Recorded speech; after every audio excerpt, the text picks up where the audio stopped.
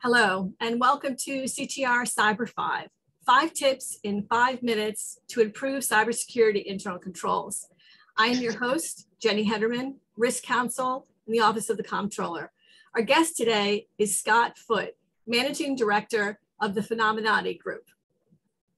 Scott has a huge list of credentials and has worked in information systems and IT since the 1980s as an engineer, product executive, analyst, board member, and most recently as a CISO and a Chief Privacy Officer. His background in business leadership and product market strategy blends well with his expertise in cybersecurity, privacy risk, and compliance to help build security and privacy programs that align well with the business of his clients. Scott is going to share 5 tips for prioritizing limited resources for cybersecurity. And we'll jump right in to cyber tip number 1. Welcome, Scott. Thank you, Jenny. Thank you for having me. So the first tip that I would offer folks is to understand and align to the business. And that's not just a catchphrase. I think it's critical. It's critical in communicating with leadership, but it's critical in terms of triaging what is most important. There are colloquial terms like understanding your crown jewels. But the bottom line is there is some discipline we can apply to this. And it doesn't need to be heavyweight, but things like a business impact analysis to understand what are the 4, 5, 6 categories of information that the business or the organization works with on a regular basis, and what are the obligations with respect to each category: restricted, privacy, internal, company or organization, confidential. Understanding those is a good way to rack and stack what is most important. Then you can look at the risk scenarios that threaten each of the categories of information, starting, of course, with the highest risk and the most valuable of those assets, the information assets. But understanding and aligning to the business rather than working from the technology up and simply coming in and saying we need multi-factor, we need DLP, et cetera, et cetera. That's often the best way to build a business case, frankly, for the investments that you need, and to go to the leadership team and get them invested in mutual success.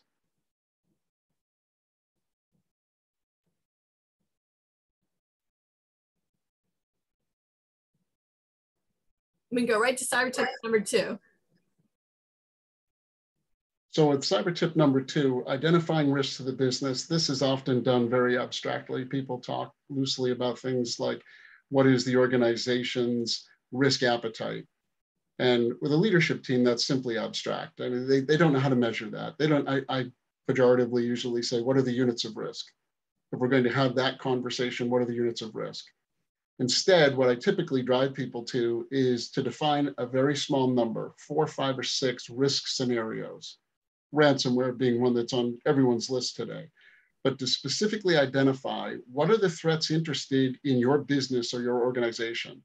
Then to look internally, what are the vulnerabilities that threat would look to exploit? Could be with people, could be with technology, could just be weaknesses in processes, but ultimately to evaluate the consequences and to put that together as a scenario.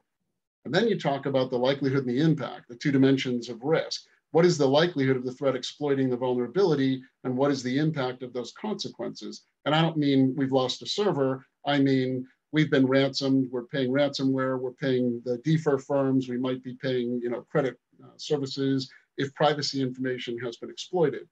To qualitatively and quantitatively evaluate that risk scenario, that becomes concrete. Moving from abstract to concrete discussions about that risk is very powerful, and it allows the organization, business as well as technology, to align on the things that are potentially worst case scenarios that we're trying to avoid.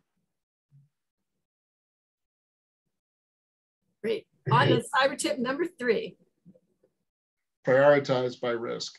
This is the qualitative and quantitative view, and there's quite a bit of discussion because obviously evaluating risk is subjective. We're thinking about predictions, we're looking into the future, we're talking about probabilities. Unfortunately, probability is very high today. But as we look at each of those risk scenarios that I talked about in the previous tip, we want to be able to qualitatively say, what is the likelihood? Let's talk about that likelihood. And in fact, insurance companies are quite helpful now because they're experiencing so much of this. They're building their own actuarial tables in terms of what is the likelihood of this kind of a firm being hit with this kind of an event. And then look at your impact. Impact we can assess qualitatively, but often it helps to move directly to quantitative assessment. What is one event going to cost us? Is this a $10,000 event, a $1 million event, a $10 million event? Those two dimensions help us to rack and stack our risk scenarios and truly evaluate what is the priority. Ransomware is often on the list, but I think most folks would be surprised to find that ransomware is often not the highest of those risk scenarios in terms of priorities. But it's worth the exercise to go through both qualitative and quantitative assessment. I'm not talking about weeks and weeks of consulting time. This can be done in a simple workshop with a couple of hours. Great. Cyber tip number 4. Organizing the resources along services. I'm asked on a frequent basis with small business because they just don't have large IT firms, or even inside of state and local government. I've worked a lot with the federal government. How do we organize our business, this routine, what we call cybersecurity and risk management? I say, well, start with an ITIL framework. Understand what the core services are. Visibility into your infrastructure, know what you have. Sometimes it's taken for granted, but asset management is fundamental. Then build on top of it with protection and detection. Those are critical controls, protecting things like multi-factor authentication. Detection, most of us don't do well enough because the adversary has gotten very sophisticated at it. Response and recovery, what are we going to do when we experience a problem? It doesn't have to be lights out like ransomware, but how will we respond? How will we contain? Will we take control of the environment and actually collect the forensic evidence that could be admissible in court if that comes to be necessary? And ultimately, to provide governance and compliance. Again, it doesn't need to be heavyweight, but to make sure that we're executing all of these services with discipline, with what I usually say in the boardroom, due diligence and due care. We can't spend infinite resources, but are we spending a sufficient level of resources to materialize these types of services that we will be ready when events happen, because they will. Great. Broadly applicable controls. I find myself drawing simple matrices in Excel spreadsheets often. When we do risk management with some of our clients, we'll talk about identifying the risk, qualifying, quantifying to rack and stack them. But then when we talk about how might we respond, I put together a simple matrix. Preventative, get in front of the problem. Detective, if it gets through the preventative controls, we've got to be able to detect it. And then of course, corrective. What are we going to do to respond when it happens? We will have issues. But we also want to look at the full spectrum of administrative, physical, and technical controls. Physical is becoming less and less relevant as most of our infrastructure is cloud-based and the office infrastructure is reduced to simple switches and Wi-Fi, LANs, that type of a thing. But the administrative controls are often the last thing that a small organization puts together. Policies and procedures and audits to make sure that what we are deploying is actually being effective. Most people want to go directly to the technical control. What are we going to buy? Are we going to go with CrowdStrike or Carbon Black? How are we going to do this with a managed detection response, SOC as a service? Most folks want to go directly to technical and they skip over the administrative piece. And often they're spending money in places that aren't necessarily the best return on those investments. So to develop for every risk scenario that you think about for your organization, develop one of these simple matrices.